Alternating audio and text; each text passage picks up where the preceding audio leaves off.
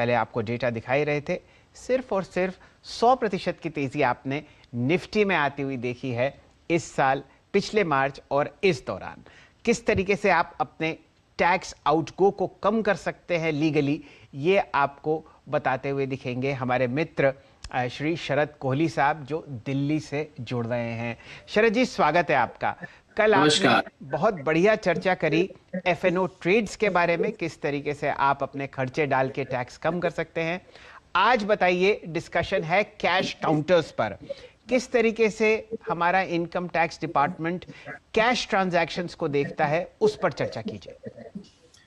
जी हाँ, नमस्कार। पहले तो शैल जी, आपको भी और सभी पैनलिस्ट को और करोड़ों जो दर्शक जुड़े हुए हैं उन सबको मेरा हार्दिक अभिनंदन। देखिए, बिल्कुल आपने कहा एफ&ओ की हमने कल चर्चा करी, और कैश जहां पर आप डिलीवरी बेस्ड ट्रेडिंग करते हैं वहां पर थोड़े से नियम फर्क हैं। हमें ये भी जान लेना चाहिए शैल जी के ट्रेडर में और एक शॉर्ट टर्म इन्वेस्टर में एक बहुत थिन लाइन कई दफे बन जाती है। तो एक तो इस लाइन को भी समझना जरूरी है कि ट्रेडर और एक शॉर्ट टर्म इन्वेस्टर में फर्क क्या है।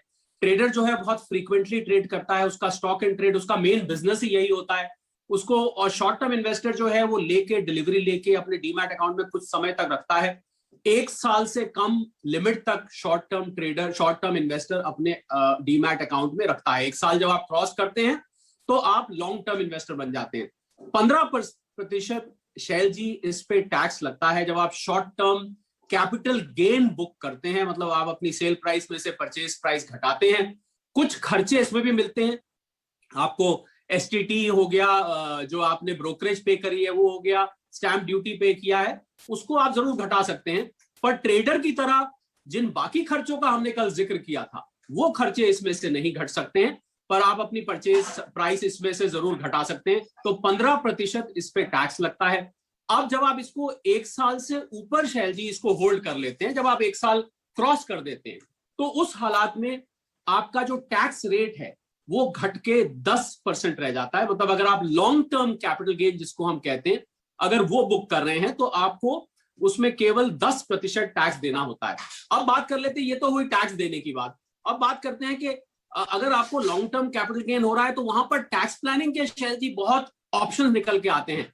और मुझे पूरी उम्मीद है कि हमारे कोहली साहब, इन्वेस्टर आपने जी हाँ, जरा एक बात बताइए, कोई छूट भी है क्या? पहले ग्रैंडफादरिंग क्लॉज की चर्चा होती थी और ये भी बताया जाता था कि भाई अगर आपका कैपिटल गेन्स का जो प्रॉफिट है वो 1 लाख रुपए के आसपास है तो आपको वो छूट मिलेगी। ऐसा कुछ है क्या कैश काउंटर्स के लिए? जी हाँ, बिल्कुल, मैं उसी पे आ रहा था। सेक्शन 112A ये ऐसा सेक्शन है जो सभी को याद रखना चाहिए। उसके अंतर्गत बिल्कुल आपने ठीक पकड़ा, 1 लाख रुपए तक की प्रति वर्ष आपको छूट मिलती है। और क्योंकि हम बार बार जिक्र कर रहे हैं कि निफ्टी पिछले मार्च से अब तक लगभग डबल हो गया है, तो नेचुरल बात है कि आप 1 साल से ऊपर होल्ड कर रहे हैं तो आपने बहुत मुनाफा कमाया होगा। और अगर आपने कमाया है तो कोई घबराने की बात नहीं है, क्योंकि टैक्स प्लानिंग के ऑप्शंस आपके लिए भरपूर मैं बता सकता हूं। पहला, आप एक गलती जो शैल जी सब करते हैं वो इस सेक्शन 112A को भूल जाते हैं।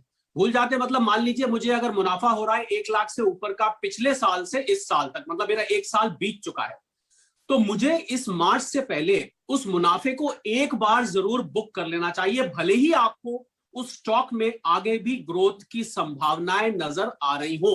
क्यों? क्योंकि वो 1 लाख रुपए जिसकी हमने अभी जिक्र किया वो आपको प्रति वर्ष मिलता है। और अगर आप 31 मार्च कूद जाएगा, मतलब 31 मार्च निकल जाएगा, तो वो 1 लाख रुपए का जो बेनिफिट है वो आपका लैप्स हो जाएगा। तो आप बुक करके, भले ही क्योंकि ग्रोथ ओरिएंटेड स्टॉक है, आपको लग रहा है आप लंबे निवेशक हैं, लंबी अवधि के लिए रख रहे हैं, तो आप उसको दोबारा ले लें। पर एक बार आप अपना मुनाफा बुक करके इस 1 लाख रुपए की जो एग्जेम्पशन है 112A में, इसको हाथ से मत जाने दें। दूसरा शैल जी, एक और मैं बड़ी interesting long term capital gain पर टैक्स प्लानिंग की टिप बताता हूं, जो कि मैंने देखा है अक्सर लोग इस्तेमाल नहीं करते हैं।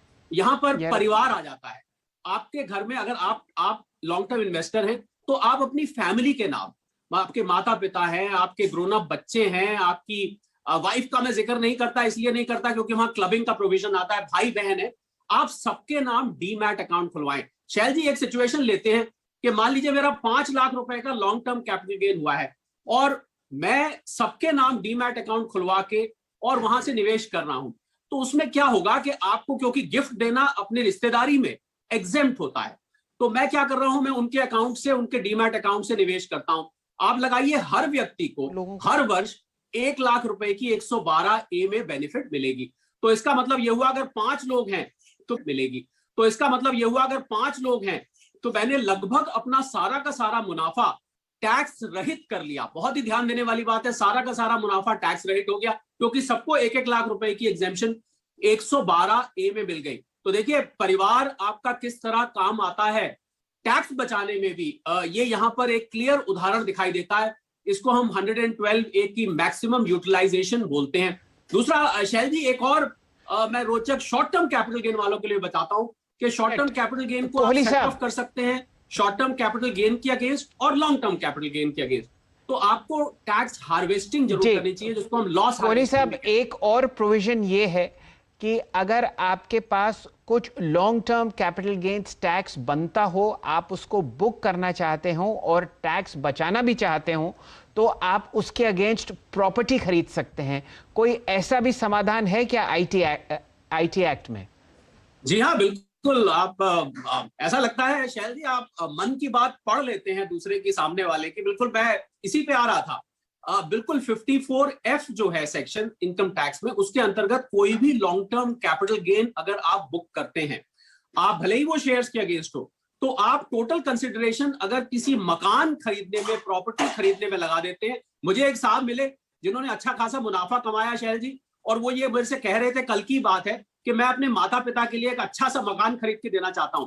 तो अगर आप 1 साल पहले और 2 साल बाद इस मकान को खरीद लेते हैं पूरे नेट कंसिडरेशन के बराबर, या आप 3 साल में कंस्ट्रक्ट भी कर लेते हैं, तब भी आपका सारा का सारा ये लॉन्ग टर्म कैपिटल गेन बच जाएगा। आम के आम, गुठलियों के दाम। एक तरफ आपने सारा का सारा कैपिटल गेन कमाया, उस पर टैक्स बचाया, और आपने एक अपनी प्रॉपर्टी भी खड़ी कर ली। मुझे लगता है बहुत ही इंटरेस्टिंग तरीका। और शेयर मार्केट वाले, मैंने देखा है, जनरली इस प्रोविजन को भूले रहते हैं कि उनको सेक्शन 54F के अंतर्गत प्रॉपर्टी खरीद के भी लॉन्ग टर्म कैपिटल गेन का बेनिफिट मिलता है। जी, चलिए अब जरा इस चर्चा को और आगे बढ़ाते हैं। तो अगर आप बहुत ज़बरदस्त मुनाफा कमा रहे हैं फिलहाल बाजार में इक्विटी कैश ट्रांजैक्शंस में, तो आप वो मुनाफा एक फ्लैट में या एक कंस्ट्रक्शन एरिया में डालें तो वहाँ पर आपको टैक्स बचता हुआ दिख सकता है। अब कोहली साहब ये बताइए, उन व्यक्तियों का क्या होगा जो बहुत सारी सेवाएं लेते हैं, खर्चा करते हैं इंटरनेट पर, थोड़ा किराया देते हैं अपने मकान का, और इन सब खर्चों को क्या आप अपने टैक्स में डाल सकते हैं कैलकुलेट करने में, ताकि आपका टैक्स आउटगो अगर खत्म ना हो तो कम से कम तो हो?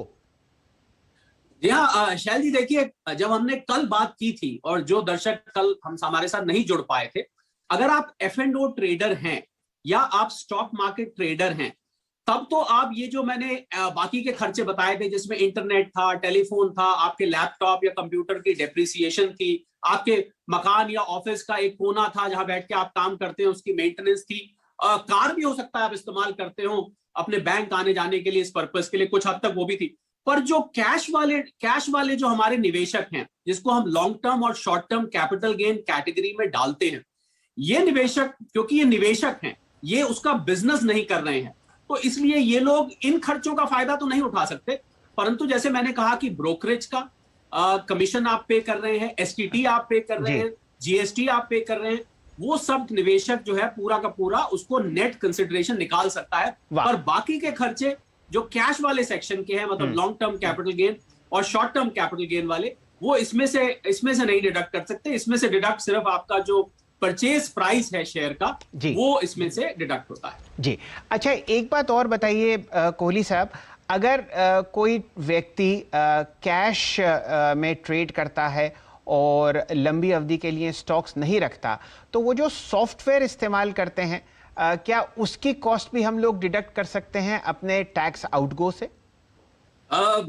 शैल जी, मैं समझ सकता हूं, क्योंकि मुझे ये भी पता है कि आप जो सॉफ्टवेयर इस्तेमाल करते हैं वो बहुत बढ़िया और बहुत ही उच्च क्वालिटी का है। पर जैसा कि मैंने कहा कि जो निवेशक है, मतलब निवेशक, अब देखिए यहाँ पर बहुत जरूरी है शैल जी समझना, क्योंकि ये लाखों लोगों के मन में डाउट होती है कि हम ट्रेडर से निवेशक कब बन जाते हैं और निवेशक से ट्रेडर कब बन जाते हैं। जैसा कि मैंने हल्का सा जिक्र किया था कि आप एक बहुत थिन लाइन है बीच में, आपको फ्रीक्वेंसी ऑफ ट्रांजैक्शन देखा जाएगा, आपका मेन लाइन देखा जाएगा। पर अगर हम ये मान के चलते, क्योंकि आज हम कैश वालों की बात कर रहे हैं, हम मान के चलते हैं कि आप एक निवेशक हैं, तो निवेशक के केस में भी शैल जी, जो सॉफ्टवेयर आप इस्तेमाल कर रहे हैं, जो लैपटॉप आप यूज कर रहे हैं, बल्कि जो इंटरनेट आप यूज कर रहे हैं, बदकिस्मती से वो डिडक्शंस आप एक निवेशक के रूप में नहीं ले सकते। आप ट्रेडर बन जाइए ना, अगर ट्रेडर बन जाते हैं तो फिर आपको ये सब मिल जाएगा। पर ये इसकी लाइन ऑफ डिस्टिंक्शन बहुत समझनी बारीकी से जरूरी है। इस पे कई कोर्ट केस हो चुके हैं, कई कोर्ट की रूलिंग्स आ चुकी हैं कि कब एक निवेशक ट्रेडर बन जाता है और कब एक ट्रेडर निवेशक बन जाता है। परंतु आपके अगर सवाल का मैं संक्षिप्त जवाब दूं तो निवेशक को वो सॉफ्टवेयर का डिडक्शन नहीं मिलेगा। अच्छा, चलिए, और कितने ट्रेड साल में करने पड़ेंगे कोहली साहब जब एक निवेशक परिवर्तित होगा ट्रेडर में? देखिए शैल जी, ऐसा कोई आयकर अधिनियम में मापदंड पैरामीटर, एक डिफाइंड पैरामीटर नहीं दिया गया है कि कितने ट्रेड हैं, पर उसको सिम्टोमैटिकली पकड़ा जा सकता है। कैसे कि अगर आप बहुत फ्रीक्वेंटली ट्रेड कर रहे हैं, और यह भी देखा जाएगा शैल जी कि आपका मेन लाइन ऑफ बिजनेस क्या है। क्या आप सारा वक्त बैठ के सीएनबीसी आवाज देखते हैं? क्या आप निवेशक के रूप में देखते हैं या आप ट्रेडर के रूप में देखते हैं? यह भी देखा जाएगा कि आप कितना टाइम उस पर दे रहे हैं। आपकी ओवरऑल इनकम प्रोफाइल देखी जाएगी कि आपकी अन्य स्रोतों से कितनी आय आती है। क्या आपकी मुख्य आय ट्रेडिंग से आ रही है तो आप ट्रेडर बन जाएंगे, मुख्य आय निवेश से आ रही है तो आप निवेशक बन जाएंगे। मतलब ये देखना पड़ेगा, और कितनी अवधि के लिए आप रख रहे हैं ये भी देखा जाएगा। 2 महीने, 3 महीने, 6 महीने, 8 महीने अगर आप रख रहे हैं तो आपको short term capital gain category में डाला जाएगा। अगर आप इंट्राडे या पोजिशनल एक्सपायरी पे आप कॉन्ट्रैक्ट को टर्मिनेट कर रहे हैं तो फिर आपको ट्रेडर माना जाएगा। चलिए, तो ये चर्चा फिलहाल आपके सामने आज हो रही है, कैश के जो स्टॉक्स हैं उनका किस तरीके से आपको टैक्स ट्रीटमेंट करना है। और अगर आपने बहुत ही ज़बरदस्त मुनाफा कमाया है फिलहाल बाज़ार में पिछले 365 दिन में, तो आपको एक बहुत ही बढ़िया राय कोहली साहब देते हुए दिख रहे हैं कि एक बढ़िया घर खरीदे या आप एक बहुत अच्छा कंस्ट्रक्शन करवाएं। आपका long term capital gains tax उसके अगेंस्ट ऑफसेट होता हुआ दिख रहा है। कोहली साहब, आपका बहुत बहुत आभार, आपने आज हमारे साथ फिर समय निकाला।